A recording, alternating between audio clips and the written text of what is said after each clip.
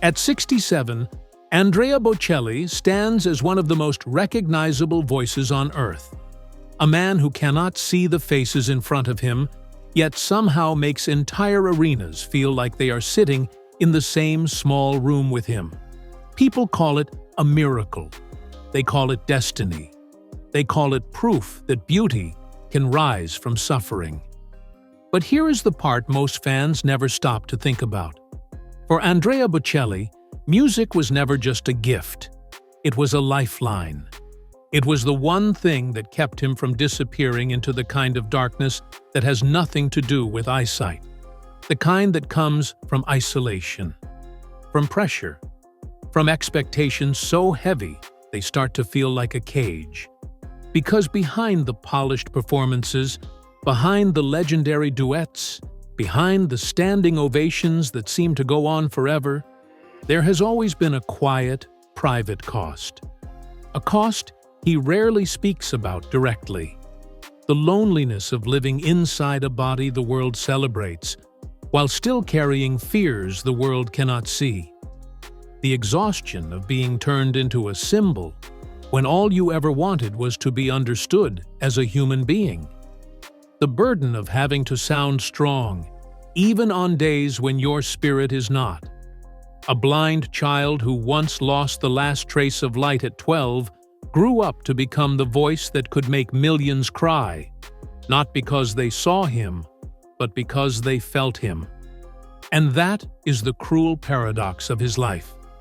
He has spent decades giving hope to everyone else while carrying his own storms in private. And now, as he moves deeper into his later years, that burden feels louder. Not in headlines, not in rumors, but in the smallest details. The postponed appearances, the health worries fans whisper about, the moments when even a titan of stage presence has to protect the one instrument that cannot be replaced. If Andrea Bocelli's music has ever carried you through a hard season, tap like as a small tribute and subscribe to Golden Secrets, because the stories that shape these legends are often deeper than the applause ever reveals.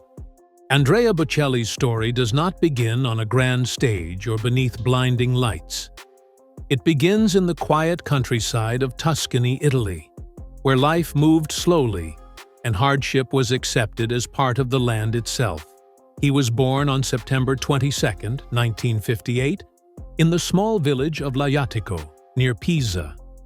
His father, Alessandro, worked selling agricultural machinery and tending vineyards. His mother, Eddie, devoted herself to the home.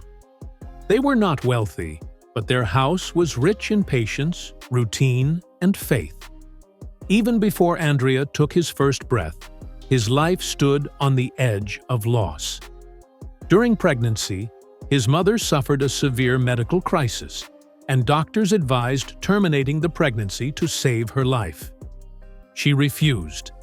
That choice would later become the cornerstone of Andrea's worldview, shaping his lifelong reverence for life, suffering, and purpose. He would one day say that this decision did not simply save his body, but saved his soul. Andrea was born with congenital glaucoma, leaving him with only fragments of vision. The world appeared to him as blurred contrasts of light and shadow, never sharp, never stable. Faces were suggestions, not details. Shapes dissolved before they could be understood. But where sight failed, sound stepped in.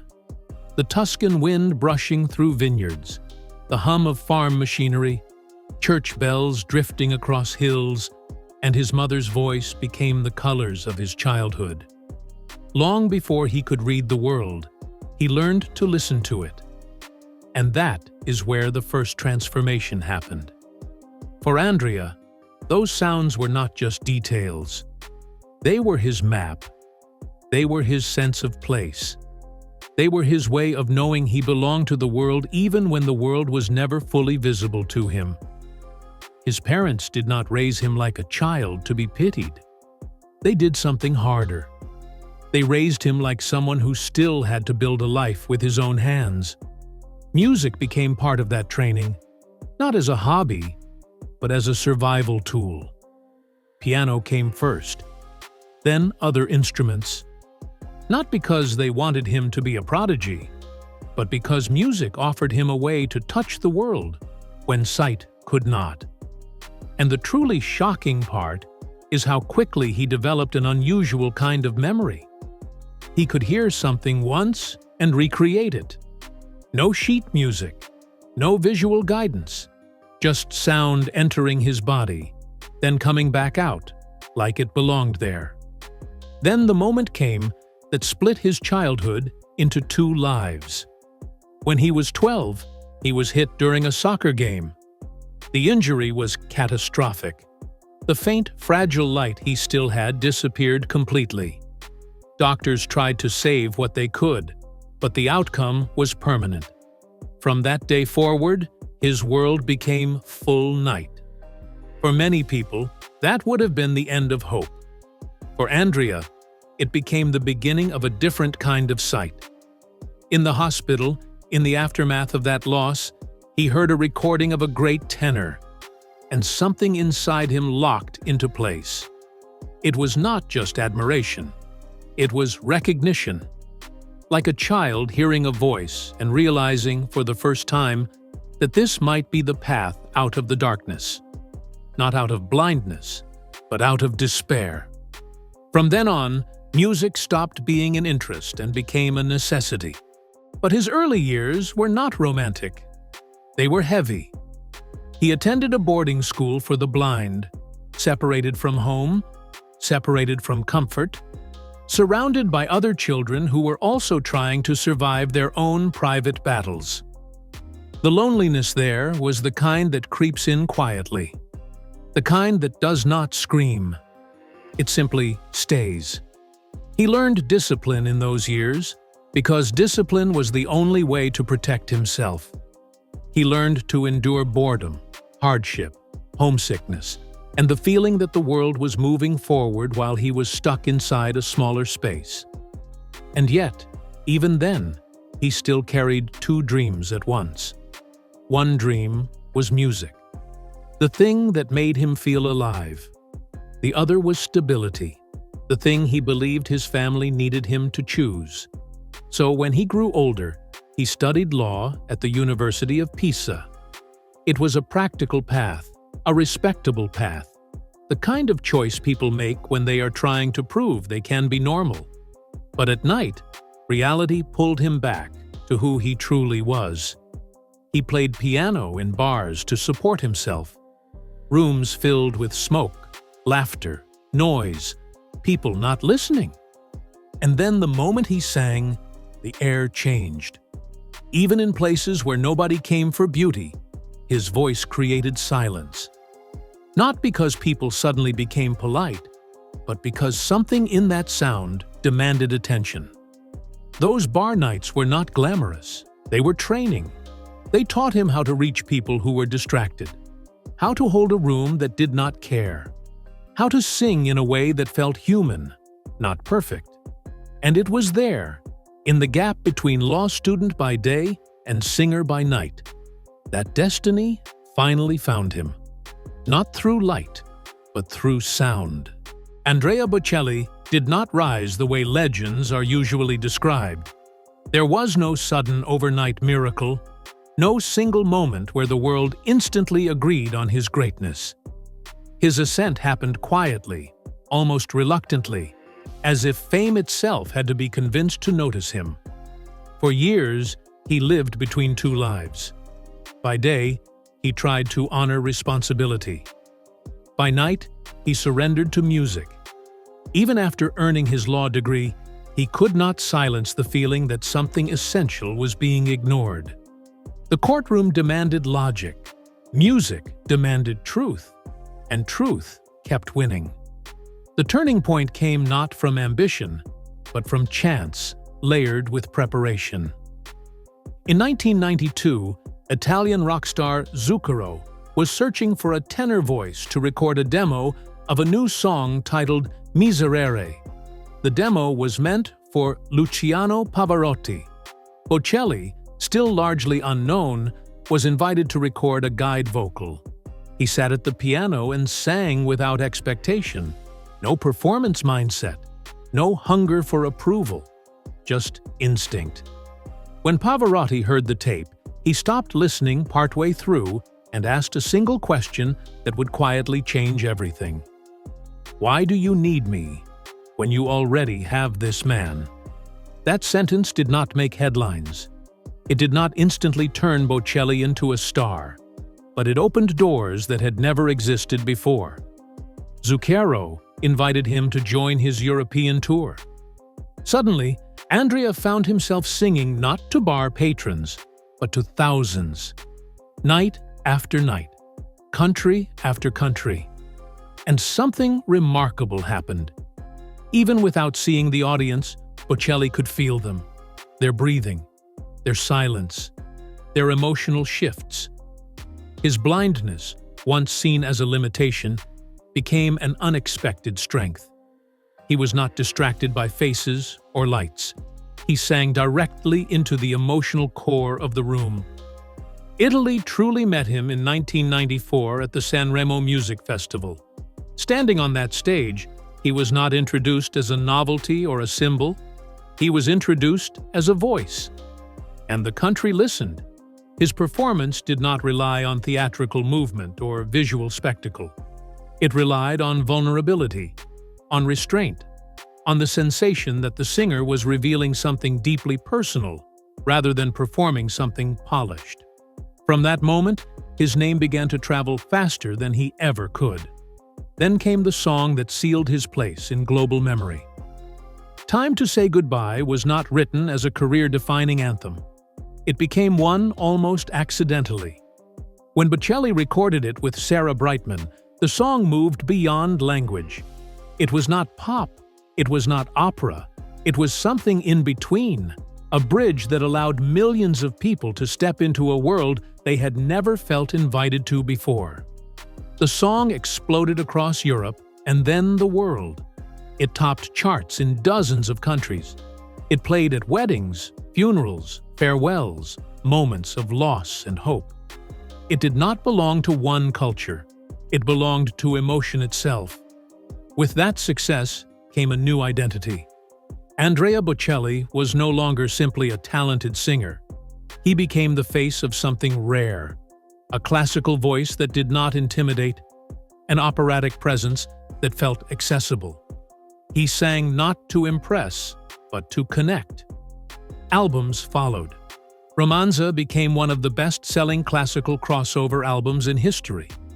Concert halls sold out. Stadiums filled. He performed for world leaders, for presidents, for audiences who had never once considered listening to opera until his voice reached them first. Yet even as his fame expanded, resistance grew alongside it. Traditional critics accused him of dilution, of being too sentimental, too commercial, not pure enough for classical standards. But Bocelli never argued. He never defended himself with bitterness. He simply answered once and kept moving forward. Art is not about rules. It is about emotion. That philosophy defined his rise. He did not aim to satisfy institutions. He aimed to reach people, and people responded. By the late 1990s, Andrea Bocelli had become a global phenomenon. Not because he changed music, but because he changed who music felt allowed to belong to. And still, behind the applause, something fragile remained untouched. Because while the world celebrated the voice, the man behind it was still carrying loneliness, pressure, and the quiet cost of being admired by millions, but truly known by very few. Fame did not arrive gently in Andrea Bocelli's life. It entered quietly, then expanded, until it occupied every corner of his days. The applause grew louder. The schedules grew tighter.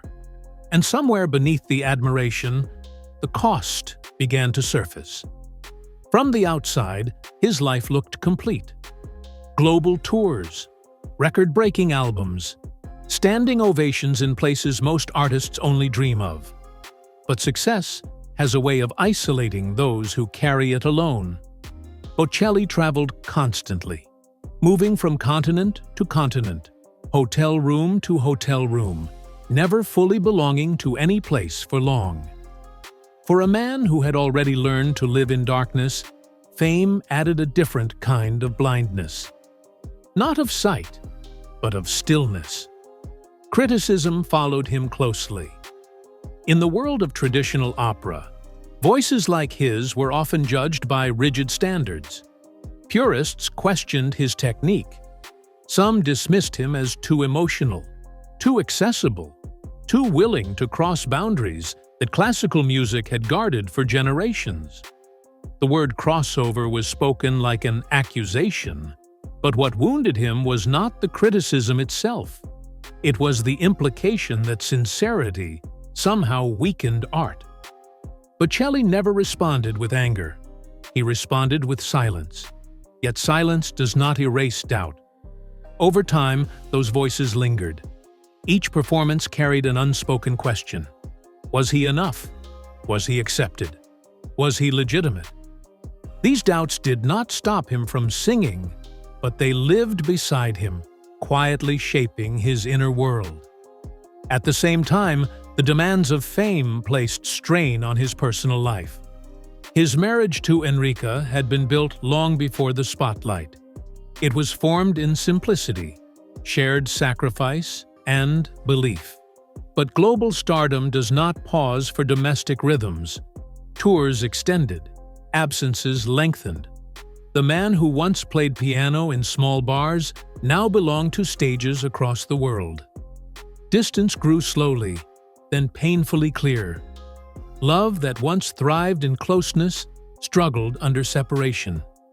Meals were eaten alone. Important moments passed without presence. And while there was no public scandal, no explosive collapse, the erosion was constant.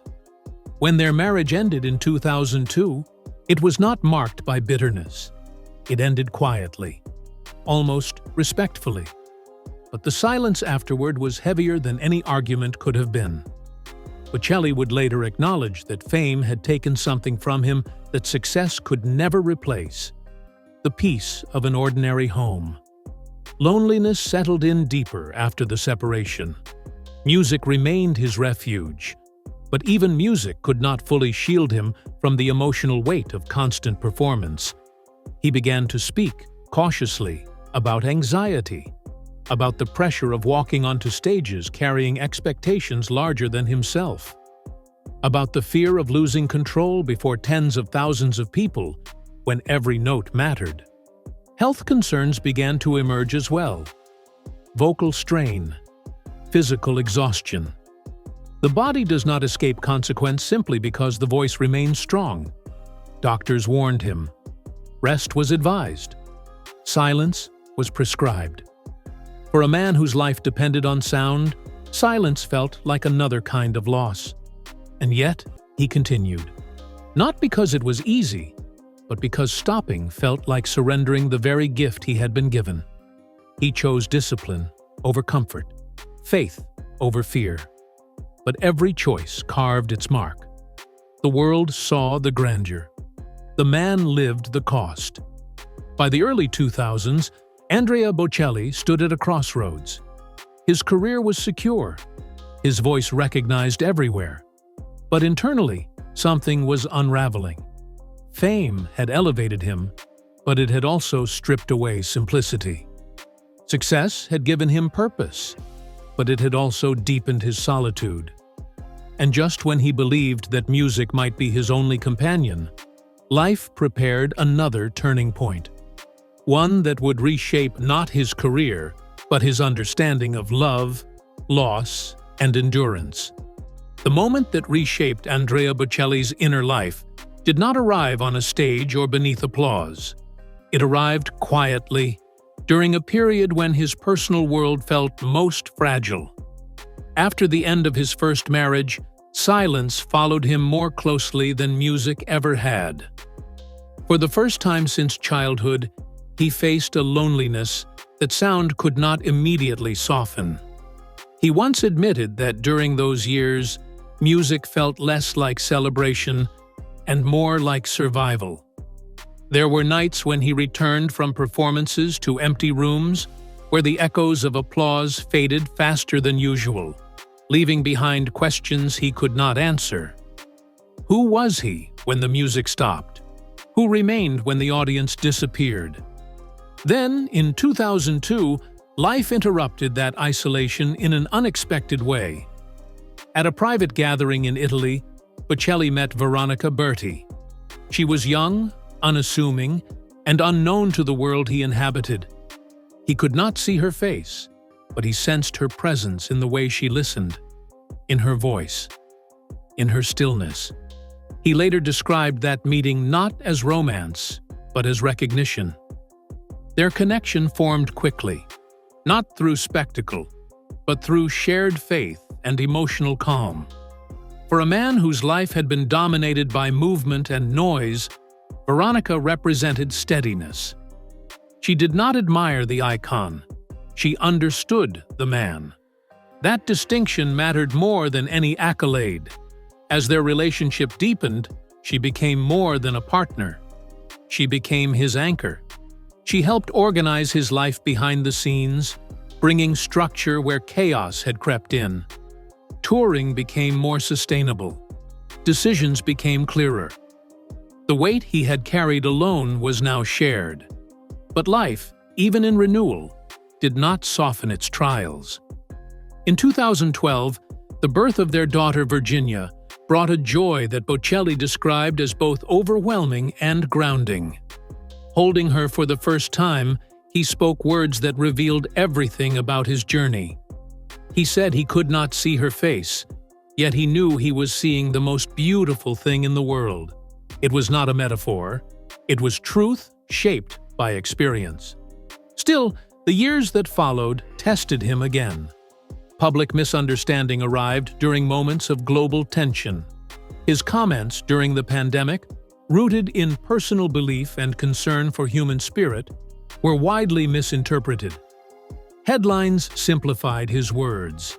Intent was lost. For a man who had always relied on sincerity rather than rhetoric, the backlash cut deeply. He apologized without defensiveness, not because he was wrong, but because he valued human connection more than pride. That humility reminded many why his voice had always felt different. It did not demand agreement. It invited reflection. Then came the moment that would define his legacy beyond any album or award. On Easter Sunday in 2020, Andrea Bocelli stood alone inside Milan's cathedral. No audience, no applause, only silence and echo. As he sang Amazing Grace, his voice traveled through empty space and reached millions across the world. In a time of fear and isolation, he offered something rare: presence without spectacle, faith without demand. It was not a performance. It was a prayer. Yet even after that historic moment, his body began to signal limits. Doctors warned him again. Vocal strain worsened. Concerts were postponed. Some were canceled moments before showtime. For an artist defined by reliability, these interruptions felt like personal failures, even when they were unavoidable. He chose rest over resistance, silence over stubbornness. It was a painful discipline, but a necessary one. The tragedy was not that his voice weakened. The tragedy was that he had to confront the truth that even gifts are fragile. At the height of global admiration, Andrea Bocelli faced the most difficult lesson of all. That strength does not mean endless endurance. Sometimes it means knowing when to stop. And in that realization, the story began to shift once more, away from struggle, toward meaning. In the later chapters of Andrea Bocelli's life, legacy no longer announces itself through charts or sold-out arenas. It reveals itself quietly in the way his voice has become woven into the most intimate moments of human life. Weddings, funerals, farewells whispered at hospital bedsides, songs chosen not for entertainment, but for comfort. music that arrives when words fail. After decades of standing beneath the weight of expectation, Bocelli reached a rare place of peace. He no longer sings to prove anything. He sings to give thanks. Each performance feels less like a conquest and more like a conversation between his soul and the world that once carried him forward. His home in Tuscany reflects that calm.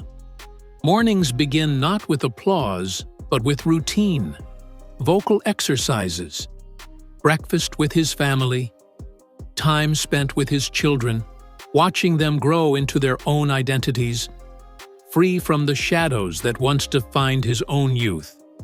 His sons walk their own paths. His daughter brings laughter that fills the spaces silence once occupied. Beyond music, his commitment to giving back has deepened.